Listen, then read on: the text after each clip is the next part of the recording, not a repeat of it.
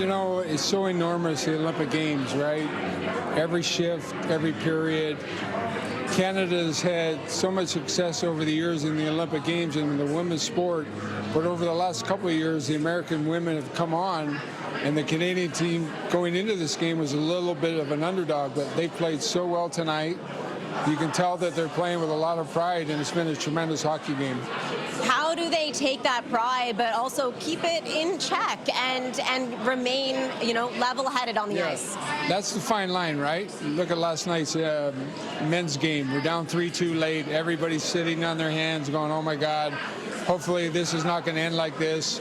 The best players come through in the clutch. They tie it 3-3. We win 4-3. Some athletes just have that inner fortitude that comes to the top when the most pressure is on. And you can see, witnessing this game, the Canadian girls are playing probably as good as they've ever played against the U.S. over the course of the whole season. Women's hockey has just blown up. It's phenomenal to see the PWHL. Talk to us about what you think about women's hockey and what impresses you the most and how the sport has grown.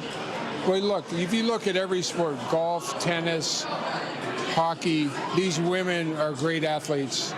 They train hard, they prepare hard, they love the game, they have a passion for it.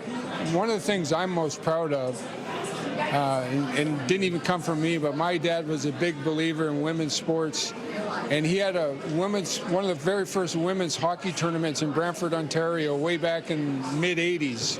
And my dad was adamant that we're going to have women's tournaments as long as we have boys tournaments. So, listen, these girls deserve a lot of credit. The game has prospered.